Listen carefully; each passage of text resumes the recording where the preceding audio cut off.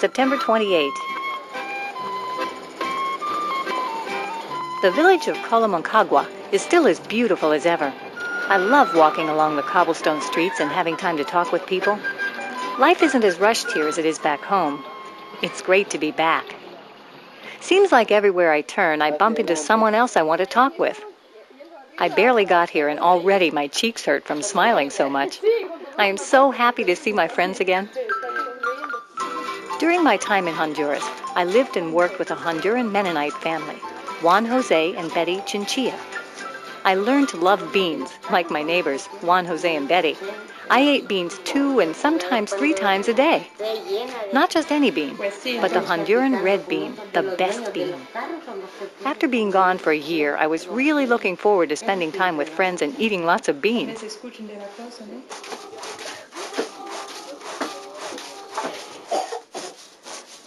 Each family makes their own tortillas, a tradition passed on from generation to generation. Beans and tortillas make up the basics of the Honduran diet. Hondurans are very hospitable people.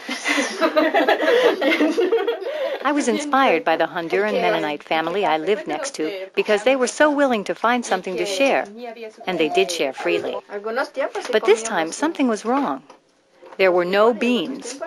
Instead of eating beans 3 times a day, I was only served beans once during the whole time I was there. The beans I was served weren't even red Honduran beans, but brown beans that came from outside the country.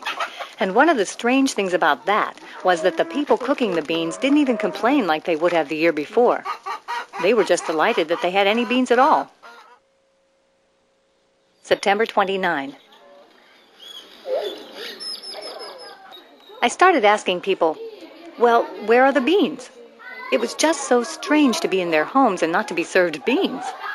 The people in the village said, beans are way too expensive. We just can't buy them anymore.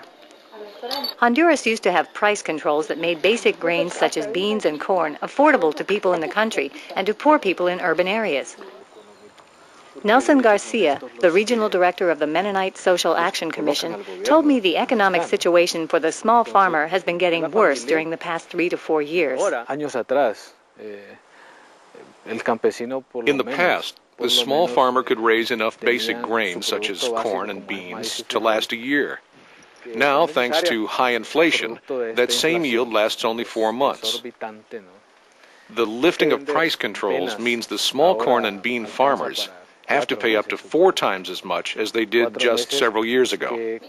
Nelson went on to explain the IMF, the International Monetary Fund, made their government lift price controls in order to qualify for new loans. Hondurans refer to this new policy as the paquetazo, which translates loosely to hit over the head. You got the feeling as they talked about paquetazo that it really had hit them in the head. What mattered, though, was that now they couldn't afford beans. September 30.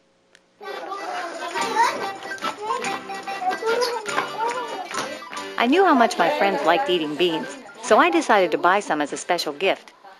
I went to the stores that carried beans back when I lived here and quickly discovered the store owners weren't stocking beans. So I asked them, well, where are the beans? From what I hear, some people are eating only once a day. Some people don't even get beans once a day. They're too expensive. Finally, I found one store that had beans to sell, but I had to pay 4 times as much as I had paid just a year ago. I bought 1.5 pounds of beans, about enough to feed a family of 7, 2 parents and 5 children for a day. People buy only the most important things, mostly food. They can't afford to buy other things like clothing, shoes, only food.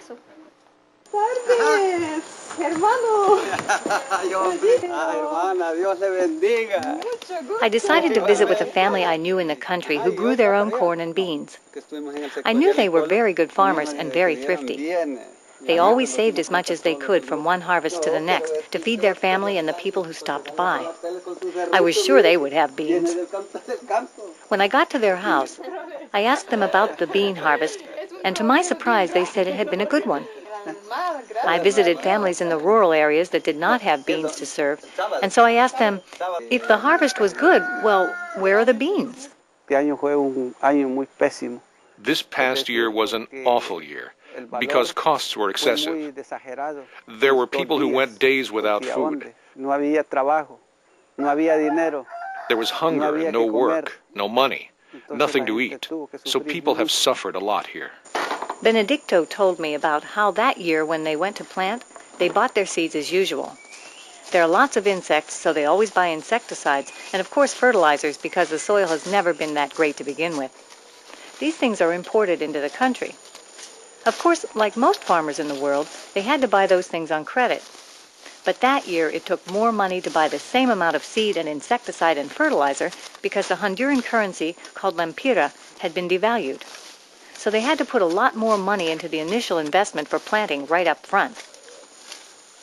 They had a good crop that year too, but then they had to sell a portion of their harvest to pay back what they invested, the money they owed, and that took almost their whole crop this year. Farmer Mario Francisco Guevara explained it this way. Supposedly, when you had 2 lempiras, you had $1 in your pocket and things weren't too bad. We had little money, but at least it was worth something. The devaluation has made it tough for us because our income is the same, but the money is worth much less. It came out in their newspaper then that the IMF had made the Honduran government devalue the Honduran lempira. That meant their money was worth less, so it took many more lempiras to buy anything like pesticides and fertilizers from abroad. October 1. Something else I've found out is that until recently, the government made loans available to the small farmers who were just growing crops for their families. The IMF told the Honduran government they could no longer make these loans available and had to go through banks. The banks only want to lend money to big farmers who have lots of land for collateral. This means that farmers like Salvador now have to borrow money at much higher interest rates. The landowners demand their money before we plant and harvest our crops, so we have to come up with the money up front. If we don't, we may be out of work. At first, my friends weren't too worried. In the past, they had been able to work as day laborers, and sure it was going to be tough, but still they would be able to manage. But this year was different. Even though inflation had gone up 60%, wages for day laborers stayed more or less the same at 5 to 6 lempiras, about $1 per day. The store owner charged me that much for 1 pound of beans. So now people work all day and still don't earn enough to buy beans for their family to eat that night. They're caught in a situation where they can't afford a basic and crucial part of their diet. October 2. I woke up this morning wondering, well, where are the beans? Even though the people can't afford them, they told me there was a good harvest, they're not in the stores, so where are they? Some of the people I spoke with suggested maybe the middlemen, the coyotes, might know. Coyotes buy beans and corn at harvest time and sell them later at a higher price. Maybe they were storing them, hoping for a higher price. But the price had already gone so high, it was hard to imagine that they were still hoarding the beans. Then I read in the paper that the government had sold a large amount of beans to El Salvador. This was also part of the paquetazo. The IMF demanded that Honduras balance their imports and exports. Since Honduras traditionally has bought far more than it has sold, they had to find something to sell abroad. The government sold the beans out of the country, even though that left lots of small farmers and people in the cities without enough to eat. October 3. Usually, international economics are complex and hard to grasp, but the economic injustice here in Honduras is pretty clear. Here are Honduran farmers who have planted their crops all their lives. They know what they're doing. They're good farmers. They work hard to support themselves and their families. This year, they planted just like every other year. They tended their plants and harvested a bountiful crop. They did everything right, but they ended up with nothing to feed their families. Some children actually became malnourished and died of simple diseases like diarrhea. The economic injustice angers me. Since the government instituted paquetazo in 1990, the poverty rate climbed from 68% to 80%. It's painful to think that many governments, including mine, play a role in this injustice. Now that the wars in neighboring Nicaragua and El Salvador are over, and the United States has reduced its military presence in Honduras, It no longer shields Hondurans from the IMF pressure to open up its economy to the outside world. The small Honduran farmers have been pulled into the global economy, pulled in at the bottom. Their new position in this system demands more and more from them and offers them less and less. More borrowing costs to grow crops, with less left over to feed their own families and pay their bills. I don't think ordinary people like me are deliberately choosing to hurt Hondurans through international economic patterns. We are just tied into the same system, and we who live in the north are the ones who benefit from the system.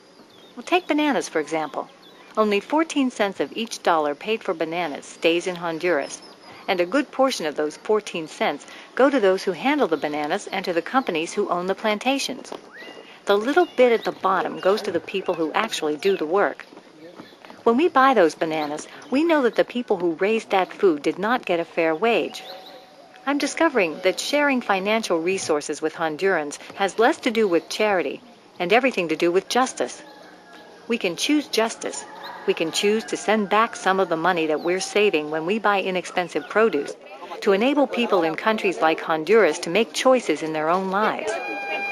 We can help Hondurans weather their bean crisis, but I wish I could find a way to show the folks back home that this is not just a one-way street.